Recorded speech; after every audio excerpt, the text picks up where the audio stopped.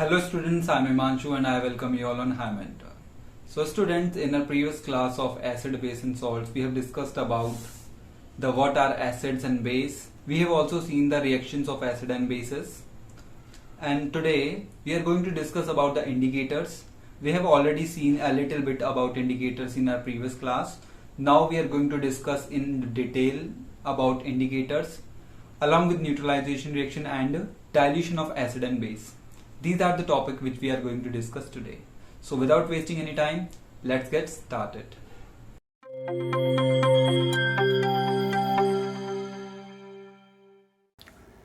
तो बच्चों शुरू करते हैं हम इंडिकेटर्स से, ठीक है। तो हमने बच्चों प्रीवियस क्लास में भी देखा था, हमने थोड़ा सा डिस्कस किया था इंडिकेटर्स के बारे में, ठीक है। अब हम डिटेल में देखेंगे कि इंडिकेटर्स क्या होते हैं, ठीक है। तो बच्चों इंडिकेटर्स जो होते हैं ये कुछ केमिकल सब्सटेंस होते हैं। जब भी हम इन्हें एसिड या बेस में डालेंगे तो ये होता क्या है, ये अपना कलर चेंज कर लेते हैं, ठीक है। इंडिकेटर्स जो होते हैं वो कलर चेंजिंग सब्सटेंस होते हैं जब भी हम इन्हें एसिड या बेस में डालेंगे, ठीक है। अगर हमें देखना है कि एसिड कौन सा है और बेस कौन सा है, ठीक है, तो हम क्या करेंगे, इसका डिटेक्शन हम इंडिकेटर्स के थ्रू कर सकते हैं। जैसे हमने बच्चों एग्जाम्पल लिया था इंडिकेटर में लिटमस का। हमने देखा था कि एसिड में क्या होता है, ब्लू लिटमस जो है वो रेड में चेंज हो जाता है, ठीक है। और जो बेस में देखें तो रेड ब्लू में चेंज हो जाता है, ये हमने देखा था। तो बच्चों लिटमस भी है इंडिकेटर का ही एग्जाम्पल है, ठीक है। तो इंडिकेटर्स को हम डिफाइन कर सकते हैं कि these are the substance which change its colour in presence of acid और बेस, ठीक है बच्चों। अब इंडिकेटर्स जो होते हैं वो दो तरह के होते हैं। एक तो होते हैं नेचुरल इंडिकेटर्स, दूसरे होते हैं आर्टिफिशियल इंडिकेटर्स। जो बच्चों नेचुरल इंडिकेटर्स होते हैं ये प्लांट पिगमेंट से हम जनरली ड्राइव्ड होते हैं, जनरली हम इन्हें प्लांट पिगमेंट से एक्सट्रैक्ट करते हैं, प्लांट पिगमेंट्स का यूज़ करते हैं एज अ इंडिकेटर, ठीक है। जैसे आपने टर्मरिक आपने देखा होगा कि जो सफ़ेद कपड़े होते हैं उनमें अगर हल्दी का दाग लग जाता है तो पीला, वो स्टेन जो है वो पीला पड़ जाता है, मतलब येलो कलर की तो हल्दी होती है ऑब्वियसली, तो ये दाग जो होता है येलो कलर का होता है, ठीक है। जैसे ही हम इस पर सोप अप्लाई करते हैं, जैसे ही हम इस पे स्टेन पर सोप अप्लाई करेंगे, सोप में क्या होता है बच्चों, बेस होता है, तो इसका कलर आपने देखा होगा कुछ रेडिश ब्राउनिश सा कलर हो जाता है, ठीक है। वो इसीलिए होता है, वो बच्चों इसी की वजह से होता है, ठीक है, इंडिकेटर की वजह से, ठीक है। क्योंकि टर्मरिक भी जो है वो अपने आप में ही एक नेचुरल इंडिकेटर की कैटेगरी में आता है, ठीक है बच्चों। तो ये तो बात हो गई नेचुरल इंडिकेटर्स की। जनरली ये प्लांट पिगमेंट से ड्राइव होते हैं या प्लांट पिगमेंट्स होते हैं, ठीक है। दूसरा है हमारे पास आर्टिफिशियल इंडिकेटर्स। आर्टिफिशियल इंडिकेटर जो होते हैं बच्चों ये केमिकल कंपाउंड होते हैं जो कि लेबोरेटरी में बनाए जाते हैं। हमने देखा था कि मिथाइल ऑरेंज और फिनोफ्थलीन, ठीक है, मिथाइल ऑरेंज और फिनोफ्थलीन जो हैं ये आर्टिफिशियल इंडिकेटर हैं। क्यों? क्योंकि ये लेबोरेटरी में बनाए जाते हैं। अगर हमें डिफाइन करना हो तो हम कैसे करेंगे, हम कह सकते हैं कि आर्टिफिशियल इंडिकेटर वो केमिकल कंपाउंड्स होते हैं जो लेबोरेटरी में बनाए गए हैं। एग्जाम्पल में मिथाइल ऑरेंज और फिनोफ्थलीन। तो बच्चों डिटेल में देखते हैं हम नेचुरल और आर्टिफिशियल इंडिकेटर्स को, ठीक है। सबसे पहले देखते हैं हम आर्टिफिशियल इंडिकेटर्स। आर्टिफिशियल इंडिकेटर में बच्चों एक आता है हमारा फिनोफ्थलीन। फिनोफ्थलीन बच्चों जो होता है ये कलरलेस होता है। फिनोफ्थलीन जो है एक कलरलेस सब्सटेंस होता है, या हम कह सकते हैं एक कलरलेस एक केमिकल कंपाउंड होता है। तो होता क्या है बच्चों, फिनोफ्थलीन में एसिडिक और न्यूट्रल मीडियम में कलरलेस होता है। फिनोफ्थलीन जो है वो एसिडिक मीडियम में या न्यूट्रल मीडियम में तो बच्चों कलरलेस होता है। अगर हम इसे फिनोफ्थलीन को एसिड में डाल देंगे या तो कोई कलर चेंज नहीं होगा, ठीक है, वो एज इट इज़ रहेगा, कलरलेस रहेगा, ठीक है। लेकिन जैसे ही हम फिनोफ्थलीन को बेसिक मीडियम में डालते हैं तो इसका कलर हो जाता है बच्चों पिंक, ठीक है, पिंक। और हाँ बच्चों एक बात और, जो इंडिकेटर्स हैं बच्चों ये इंपॉर्टेंट है, काफ़ी इंपॉर्टेंट टॉपिक है ये। आपकी एनसीईआरटी में सिर्फ एक्टिविटी करके दे रखा है, तो हम आप इसे अच्छे से समझिएगा, ठीक है, क्योंकि आपको ये आगे भी काम आएगा। अगर आप साइंस लोगे 11th या 12th में तो वहाँ पर इंडिकेटर्स पढ़ाई नहीं जाते बच्चों, टीचर्स मान के चलते हैं कि ये जो चीज़ें हैं छोटी मोटी आप पहले से पढ़ के आए हो, ठीक है, इसलिए थोड़ा बच्चों ने ध्यान से देखिएगा, ठीक है।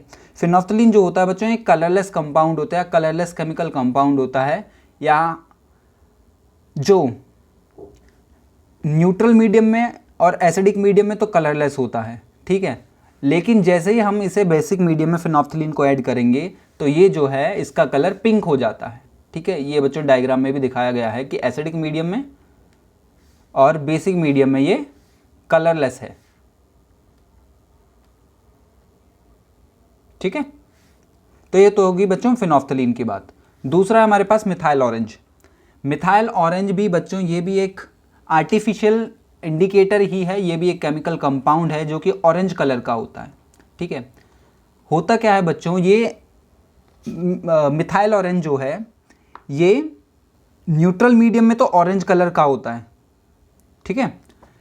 बेसिक मीडियम में क्या होता है बच्चों, बेसिक मीडियम में मिथाइल ऑरेंज येलो कलर में कन्वर्ट हो जाता है, और वहीं हम इसे एसिडिक मीडियम में डाल दें, एसिडिक मीडियम में क्या होगा, एसिडिक मीडियम में बच्चों ये हमें रेड कलर देता है, ये पॉइंट मिसिंग है इसमें, ठीक है। मिथाइल ऑरेंज जो है बच्चों ऑरेंज कलर की डाई होती है एक तरह की, जो कि न्यूट्रल मीडियम में तो ऑरेंज कलर का ही होगा, बेसिक मीडियम में ये येलो कलर में कन्वर्ट हो जाता है और एसिडिक मीडियम में रेड कलर में, ठीक है बच्चों। तो ये हो गए हमारे आर्टिफिशियल इंडिकेटर्स, ठीक है। अब हम देखते हैं नेचुरल इंडिकेटर्स। नेचुरल इंडिकेटर्स में बच्चों सबसे पहला आता है लिटमस, ठीक है।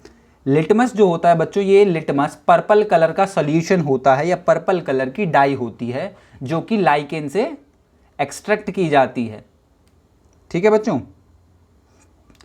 लाइकेन बच्चों ये प्लांट वो प्लांट्स होते हैं जो कि थैलोफाइटा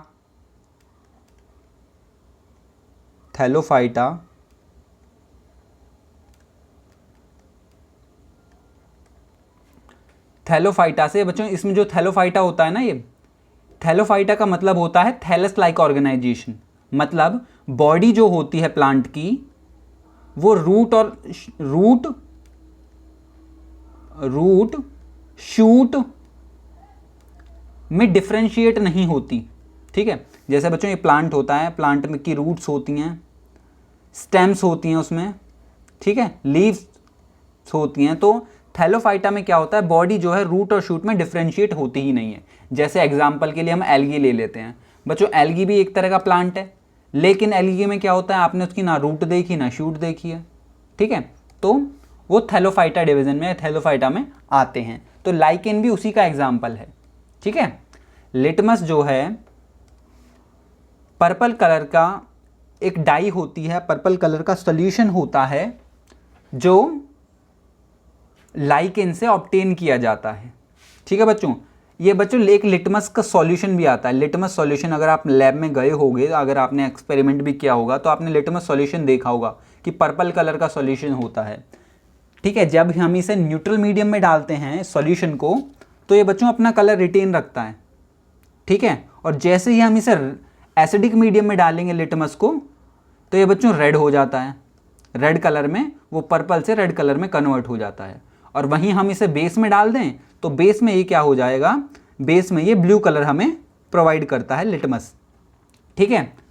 तो लिटमस बच्चों पर्पल कलर की डाई होती है जो कि लाइकेन से ऑब्टेन किया जाता है, और लाइकेन जो बिलोंग करता है थैलोफाइटा प्लांट से बिलोंग करता है। और थैलोफाइटा प्लांट्स कौन से होते हैं, जिनकी बॉडी डिफरेंशिएट नहीं होती, रूट शूट और स्टेम्स में डिफरेंशिएट नहीं होती, वो होते हैं थैलोफाइटा, ठीक है। ये आप प्लांट किंगडम में पढ़ोगे आगे, 11th में प्लांट किंगडम में आप पढ़ोगे कि थैलोफाइटा में क्या क्या आता है, ठीक है।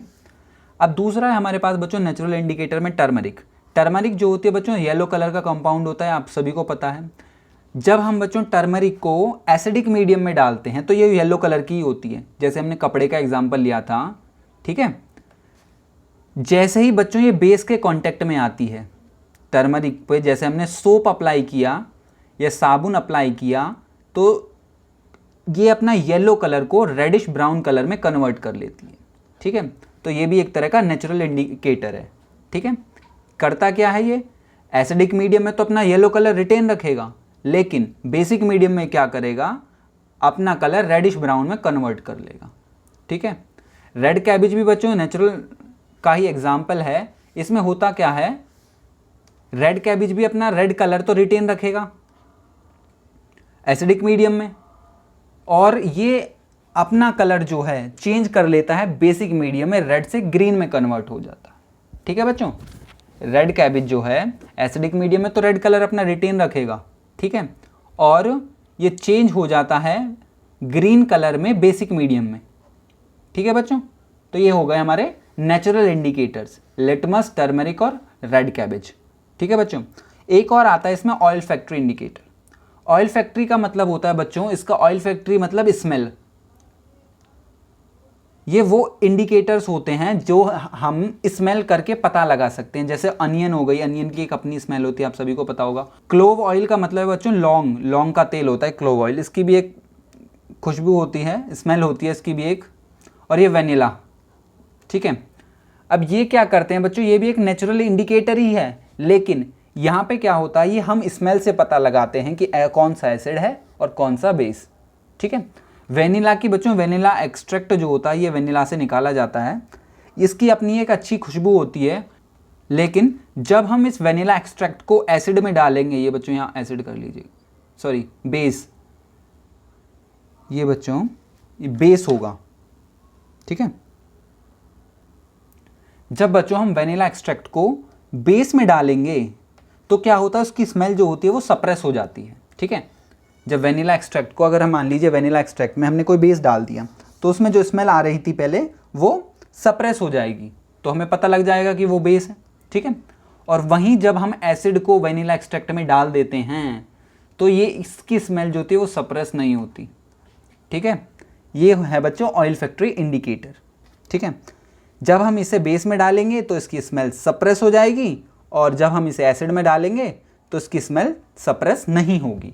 ठीक है बच्चों, तो ऑयल फैक्ट्री इंडिकेटर्स भी नेचुरल इंडिकेटर्स का ही एक टाइप हैं, जिसमें हम एग्जांपल देख सकते हैं अनियन, वेनिला और क्लोव ऑयल। ठीक है, तो अब हम बच्चों बढ़ते हैं आगे। हाँ, some common indicators with characteristic colour, ये बच्चों एक समरी टाइप है सारे इंडिकेटर्स की, जो आपको इम्पॉर्टेंट, जो आपके लिए इम्पॉर्टेंट है और आपको ये याद रखना ही है। ठीक है, नेचुरल इंडिकेटर्स में आपको लिटमस तो कभी भूलना नहीं है। ठीक है, और इनमें फिनोल्फ्थालीन और मिथाइल ऑरेंज। ठीक है, ये तो मैंडेटरी हैं, ये तो आपको याद रखने ही रखने हैं। ठीक है, लिटमस को बच्चों, लिटमस सॉल्यूशन को जब हम एसिड में डाल देंगे तो वो रेड कलर प्रोवाइड करेगा, न्यूट्रल में वो पर्पल कलर का होता ही है, और बेस में वो ब्लू कलर प्रोवाइड करता है। फिनोल्फ्थालीन कलरलेस होती है एसिडिक और न्यूट्रल मीडियम में, पिंक कलर हमें प्रोवाइड करती है बेस में। मिथाइल ऑरेंज बच्चों ऑरेंज कलर की डाई होती है, कलर उसका एसिड में रेड होता है और येलो हो जाता है इन केस ऑफ बेसिस। जब मिथाइल ऑरेंज को बेस में डालेंगे तो वो येलो कलर प्रोवाइड करेगी हमें ये डाई। ठीक है बच्चों, तो ये हो गए कुछ हमारे कॉमन इंडिकेटर या इम्पॉर्टेंट हैं बच्चों, ये इम्पॉर्टेंट हैं, आप इन्हें ज़रूर याद रखिएगा। ऑयल फैक्ट्री भी आपके सिलेबस में है, थोड़ा सा दिया हुआ है एनसीईआरटी में, तो वो भी आप अच्छे से याद रखिएगा। हम आगे बढ़ते हैं बच्चों। What do all acid and base have in common, तो एसिड और बेस में क्या तो एसिड और बेस में क्या चीज़ कॉमन होती है। ठीक है, तो सबसे पहले हम बच्चों एक एग्जाम्पल से इसे समझ लेते हैं। ठीक है, हमने बच्चों एक बीकर ले लिया, यहाँ पे हमने कोई रबर की कॉर्क रख दी और इसमें 2 आयरन की नेल हमने वो प्लग कर दी या फिर गाड़ दें इस रबर में। ठीक है, और इसे हमने कनेक्ट कर दिया एक बैटरी से, बैटरी में लगा दिया एक बल्ब यहाँ पे और इसे कनेक्ट कर दिया, और इसमें हमने भर दिया पानी। जब भी बच्चों हम एक्सपेरिमेंट्स में या केमिस्ट्री में पानी वर्ड या वाटर का यूज़ करेंगे तो इसका मतलब है प्योर वाटर। प्योर वाटर होता क्या है बच्चों, प्योर वाटर में कोई भी आयंस नहीं होते। ठीक है, ये बात आप ध्यान रखिएगा। जो हमारा नॉर्मल वाटर होता है उसमें आयंस होते हैं, लेकिन प्योर वाटर में आयंस नहीं होते। ठीक है, अब हमने क्या किया, इसमें डाल दिया pure water plus dilute HCl, dilute HCl dilute है, ठीक है। अब क्या होगा बच्चों, जैसे ही हमने इसमें डाइल्यूट HCl डाला तो इसके पास H पॉजिटिव आयन आ गए और Cl नेगेटिव आयन आ गए। क्यों आ गए? क्योंकि हमने देखा था HCl जो है वो एक स्ट्रॉन्ग एसिड है और स्ट्रॉन्ग एसिड पानी में जाने के बाद डिसोशिएट हो जाता है उसके आयंस में, ठीक है। अब हमने क्या किया, बैटरी को स्विच को ऑन कर दिया। ऑन कर दिया तो हम देखेंगे कि जैसे ही करंट इस सॉल्यूशन से पास होगा तो ये बल्ब ग्लो करना शुरू कर देगा, ठीक है। ये बल्ब ग्लो करना शुरू कर देगा। अब हमने क्या किया, चलो उसमें HCl डाला जिसने आयन प्रोवाइड कर दिए प्योर वाटर को, तो बल्ब ग्लो कर गया। अब हम दूसरे टाइम क्या करते हैं, इसमें HCl नहीं डालेंगे, प्योर वाटर रखेंगे। प्योर वाटर, कोई आयंस नहीं है, ठीक है। अब क्या होगा, अब बच्चों सेकंड टाइम में बल्ब ग्लो नहीं करेगा। क्यों नहीं करेगा? क्योंकि वाटर में कोई आयंस प्रेजेंट ही नहीं है, ठीक है। तो यही हम इसमें देखेंगे इस टॉपिक में। तो होता क्या है बच्चों, एसिड और बेस जो होते हैं हमारे, वो आयंस प्रोड्यूस करते हैं एसिडिक या एक्वस सॉल्यूशन में। एसिड या बेस जो होते हैं बच्चों, वो आयंस प्रोड्यूस करते हैं एक्वस सॉल्यूशन में, और एक्वस सॉल्यूशन में जब ये आयन प्रोड्यूस करेंगे तो ये टेंडेंसी हो जाएगी इनकी कि ये इलेक्ट्रिक करंट कंडक्ट करें, ठीक है। जब वाटर में आयंस आ जाएंगे तो वो सॉल्यूशन इलेक्ट्रिकल कंडक्टिविटी शो करेगा या फिर इलेक्ट्रिक करंट उसमें से हम पास करेंगे तो एज ए कंडक्टर वो सॉल्यूशन काम करेगा, ठीक है। तो जब क्या कॉमन क्या होता है एसिड बेस में, यही कॉमन होता है कि वो एक्वस सॉल्यूशन में जाने के बाद आयन प्रोड्यूस करेंगे और आयंस की वजह से उस सॉल्यूशन में इलेक्ट्रिसिटी पास हो पाएगी आराम से, या फिर वो सॉल्यूशन कंडक्टर की तरह बिहेव करेगा। ये हमने लिखा भी है कि all acid and bases produce ion in aqueous solution, so tendency to conduct electric current is common characteristic of all acid and bases when dissolve in water, ठीक है बच्चों। एसिड और बेसिस में क्या होता है, ये आयंस प्रोड्यूस करते हैं और आयंस की वजह से ये इलेक्ट्रिकल कंडक्टिविटी शो करता है सॉल्यूशन, जो कि एक कॉमन कैरेक्टरिस्टिक है एसिड और बेस की जब वो पानी में मिला दिए जाते हैं, ठीक है बच्चों। एसिड और बेस जब पानी में मिला दिए जाते हैं तो वो इलेक्ट्रिक करंट कंडक्ट करना शुरू कर देते हैं। क्यों करते हैं? क्योंकि एसिड और बेस आयंस में डिसोशिएट हो जाते हैं पानी में जाने के बाद, ठीक है बच्चों। आप सभी को ये समझ में आ गया होगा, ठीक है। अब हम आगे बढ़ते हैं। अब दूसरा है हमारे पास, what happen to an acid और बेस इन वाटर सॉल्यूशन। अब एसिड और बेस को वाटर सॉल्यूशन में जाने के बाद होता क्या है, ये तो हमें पता है कि वाटर में जैसे ही हमने एसिड बेस को डाला तो वो क्या करेंगे, आयंस में डिसोशिएट हो जाएंगे, ठीक है बच्चों। इन आयंस की वजह से ही हम किसी भी एसिड और बेस को बेस बोलते हैं। H का प्रेजेंट होना एसिड में और बेस में OH का प्रेजेंट होना, हम इन दोनों ग्रुप्स के प्रेजेंट होने से नहीं कह सकते कि ये एसिड है या बेस है, ठीक है। जब तक एसिड में H पॉजिटिव आयन और बेस में OH नेगेटिव आयन प्रेजेंट नहीं होगा तो हम कह ही नहीं सकते कि ये एसिड है या बेस है, ठीक है। हम बच्चों एक एग्जांपल लेते हैं। ये हमने एक टेस्ट ट्यूब ली, टेस्ट ट्यूब ने हमने क्या डाला, हमने टेस्ट ट्यूब में डाल दिया NaCl। आप सभी को पता है नमक, सोडियम क्लोराइड, हमने NaCl डाल दिया, ठीक है। अब इस NaCl में हमने कंसंट्रेटेड H2SO4 भी डाला, सल्फ्यूरिक एसिड भी डाल दिया, ठीक है। तो बच्चों जब ये रिएक्शन होती है तो इस रिएक्शन में HCl निकलता है गैसियस फॉर्म में, HCl निकला गैसियस फॉर्म में। ये हमने बच्चों, ये एरो का मतलब आप पता होगा, हमने पहले चैप्टर में देखा था कि जब भी किसी केमिकल रिएक्शन में कोई गैस इवॉल्व होगी तो हम उसे अपवर्ड एरो से रिप्रेजेंट करते हैं, ठीक है। तो गैसियस इस रिएक्शन में क्या होगी, गैस रिलीज होगी, HCl जो है वो गैसियस फॉर्म में रिलीज होगा। अब हमने क्या किया, हमने एक ड्राई लिटमस पेपर ले लिया, ड्राई लिटमस पेपर ले लिया। आप सभी को पता है कि लिटमस जो है, ब्लू लिटमस वाटर वो एसिड के कांटेक्ट में आने के बाद रेड में कन्वर्ट हो जाता है, ठीक है। अब ये HCl निकला यहाँ पे गैसियस फॉर्म में, तो हमने क्या किया, एक सूखा लिटमस पेपर ले लिया और HCl जहाँ से गैस रिलीज हो रही थी यहाँ पे हमने लिटमस पेपर लगाया। लगाने के बाद हमने देखा कि लिटमस पेपर पे तो भाई कोई असर ही नहीं हुआ है। अब असर नहीं हुआ है तो ऐसा क्यों हुआ? ऐसा बच्चों इसीलिए हुआ कि एसिड हो या बेस हो, जब तक उसमें आयंस नहीं होंगे तो वो एसिड और बेस कहला ही नहीं सकता। ठीक है, अब हमने क्या किया, इसको गीला कर दिया, लिटमस को थोड़ा सा पानी से मॉइस्चर से गीला कर दिया। अब हमने फिर से इस गैस के HCl गैस के साथ हम इसे ले गए, लगाया टेस्ट ट्यूब के ऊपर। अब हमने क्या देखा, ये ब्लू लिटमस रेड में कन्वर्ट हो गया। क्यों कन्वर्ट हो गया? क्योंकि बच्चों जैसे ही हमने इसे गीला किया तो वाटर के अंदर आयंस थे। ठीक है, आयंस भी अगर मान लीजिए हमने प्योर वाटर में भी कर दिया इसे, ठीक है, और HCl जैसे ही प्योर वाटर के कांटेक्ट में आएगा तो आयंस में डिसोशिएट हो जाएगा। ठीक है बच्चों, लिखा भी हुआ है कि एसिड हो या बेस हो, substance can act as acid और base not due to the presence of H atom और OH ग्रुप। सब्सटेंस एसिड या बेस H एटम या OH ग्रुप के होने से नहीं एसिड या बेस कहलाता जब तक उसमें आयंस प्रेजेंट ना होंगे। मतलब ये है बच्चों कि अगर ड्राई स्टेट में कोई एसिड या बेस है, ठीक है, जो बच्चों ड्राई स्टेट होती है उसको हम एनहाइड्रस स्टेट भी कहते हैं। ठीक है, जब भी कोई एसिड या बेस ड्राई स्टेट में होगा तो हम उसे एसिड या बेस नहीं कह सकते। क्यों नहीं कह सकते? जब तक उसमें कोई वाटर नहीं होगा एसिड या बेस में, वो कहला ही नहीं सकता, हम उसे एसिड या बेस कह ही नहीं सकते। क्योंकि हमने लिखा भी हुआ है कि substance can act as acid और बेस ओनली इन वाटर। जब तक हम उसे पानी में नहीं डालेंगे क्यों वो एसिड और बेस कहला ही नहीं सकता। ठीक है बच्चों, हमने एग्जाम्पल देखा था अपना इलेक्ट्रिसिटी वाला।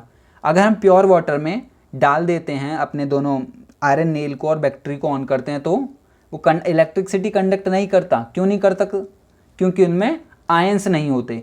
हमने बच्चों उसमें डाला था HCl डाला था, अगर हम उसमें NaOH भी डालेंगे ना तो जैसे ही हम प्योर वाटर में डालेंगे NaOH को तो ये डिसोसिएट हो जाएगा दोनों, और ये आयंस हैं और आयंस क्या करेंगे, कंडक्ट करेंगे इलेक्ट्रिसिटी।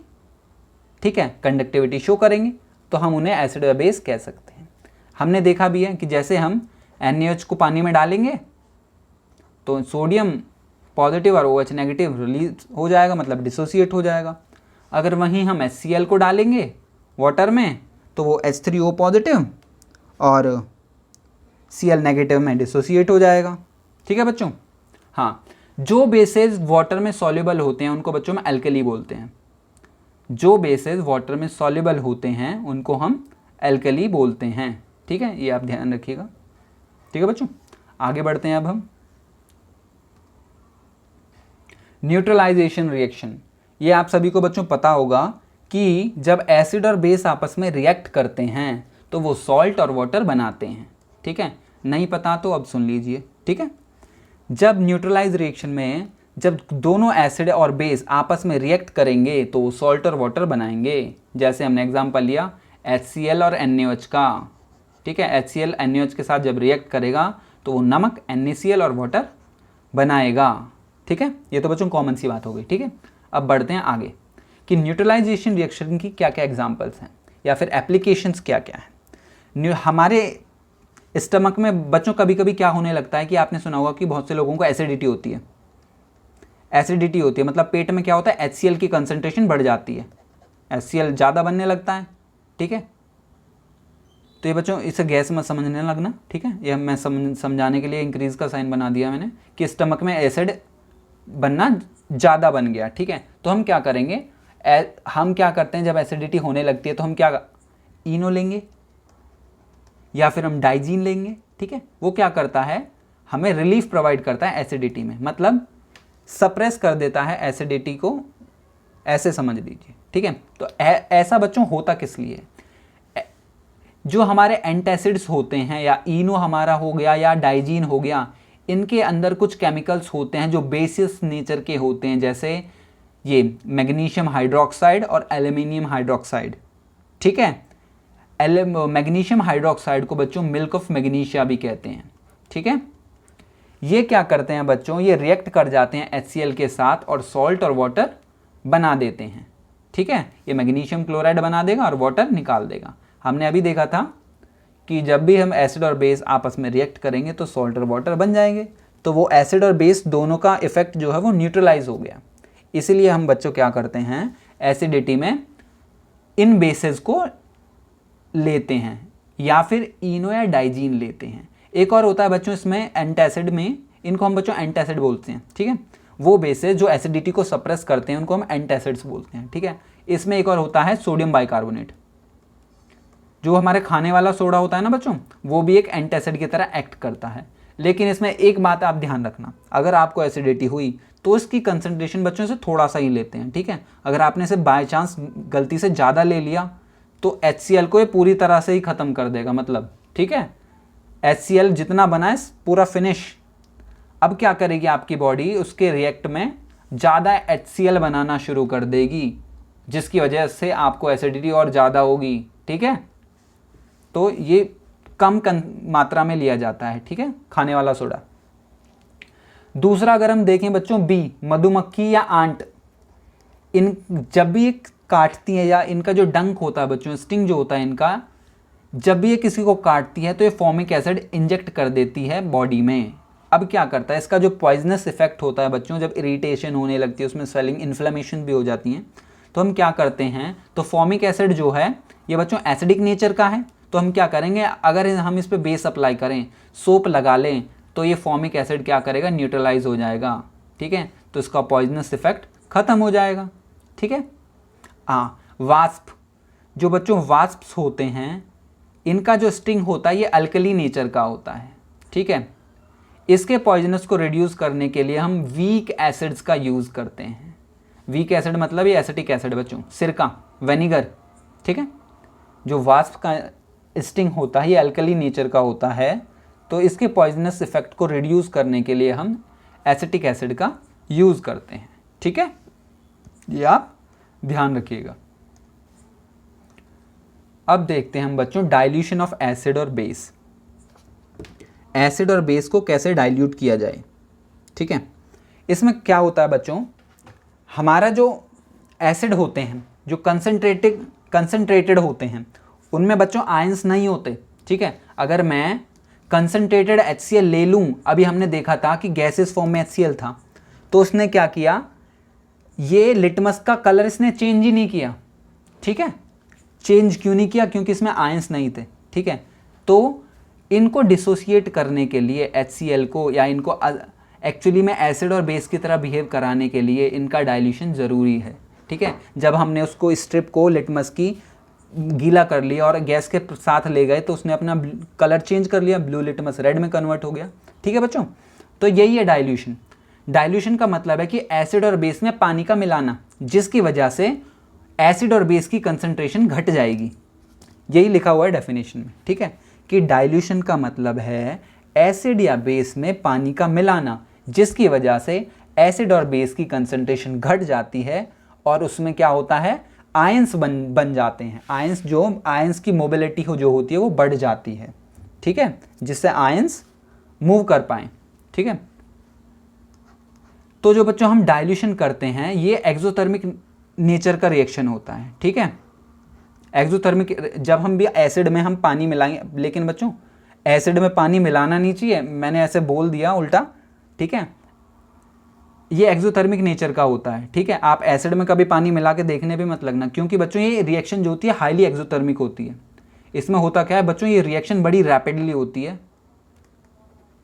और इसमें एकदम से बहुत ज़्यादा अमाउंट की हीट प्रोड्यूस होती है। ठीक है, इसीलिए कहते हैं बच्चों कि पानी में एसिड मिलाना चाहिए, एसिड में पानी नहीं मिलाना चाहिए।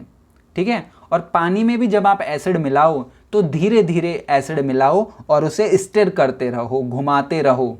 ठीक है, जिसकी वजह से क्या होगा, जब हम धीरे धीरे एसिड डालेंगे पानी में, एक तो हीट जो है वो आराम से निकलेगी और दूसरा स्टिर करेंगे ना उसे, तो हीट जो इवॉल्व होगी वो आराम से होगी और रिएक्शन जो है वो भी धीरे धीरे चलेगा। ठीक है, अगर आपने क्या किया, ये मान लीजिए एक कंटेनर था हमारे पास, इसमें है भैया कंसंट्रेटेड H2SO4, आपने क्या किया, पानी लिया और उसमें डाल दिया। जैसे ही आपने बच्चों इसमें पानी एकदम से डाला, ठीक है, रिएक्शन है ये एक्सोथर्मिक, हाईली एक्सोथर्मिक है, रिएक्शन रैपिडली होगी और बहुत अमाउंट में, हायर अमाउंट में हीट रिलीज होगी। जब ज़्यादा हीट रिलीज होगी तो क्या होगा, ये बीकर जो है इसे संभाल नहीं पाएगा और ये फट जाएगा, ब्लास्ट हो जाएगा इसमें बच्चों, ठीक है। अगर आपने बाई चांस गलती से एसिड में पानी डाल दिया तो ये रिएक्शन बहुत रैपिड होती है और हाईली एक्सोथर्मिक होती है, जिसकी वजह से बीकर ब्लास्ट हो जाएगा, ठीक है। तो इसीलिए कहते हैं बच्चों कि पानी में एसिड डालते हैं, एसिड में पानी नहीं डालते, और वो भी जब पानी में एसिड डालते हैं वो भी धीरे धीरे डालते हैं और उसे हिलाते हुए डालते हैं सॉल्यूशन को, ठीक है। और बच्चों जब ये रिएक्शन होगी ना तो इसमें से कुछ फॉग टाइप का धुआं भी या स्मोक टाइप का भी कुछ निकलता है, स्मोक भी निकलेगा जो कि पॉल्यूशन कॉज करता है, ठीक है।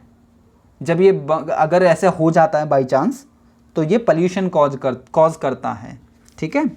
आई होप आपको डाइल्यूशन समझ में आ गया होगा और ये भी समझ में आ गया होगा कि ये जो रिएक्शन होती है डाइल्यूशन की, ये हाईली एक्सोथर्मिक होती है, ठीक है, और रैपिड रिएक्शन होती है, ठीक है। एक चीज़ जो बच्चों इसमें आपको ध्यान रखनी है कि डाइल्यूशन का मतलब होता है कि पानी का मिलाना एसिड और बेस में, जिसकी वजह से उसकी कंसंट्रेशन घट जाती है, ठीक है। और दूसरा, पानी में हम एसिड मिलाते हैं वो भी धीरे धीरे और कंटिन्यूसली उसे स्टिर करते हुए, ठीक है। एसिड में पानी कभी नहीं मिलाना है। क्यों नहीं मिलाना है, आप जिस भी बर्तन में अगर आपने ऐसा किया तो उसमें एकदम से ब्लास्ट हो जाएगा, ठीक है। ये बात आप ध्यान रखिएगा, ठीक है। तो अगला टॉपिक है बच्चों हमारा पीएच, ठीक है। अब ये टॉपिक हम देखेंगे अपनी नेक्स्ट क्लास में, ठीक है। ये टॉपिक हम नेक्स्ट क्लास में देखेंगे। तो बच्चों आप अच्छे से रिवाइज कीजिएगा और अब हम मिलते हैं आपको नेक्स्ट क्लास में।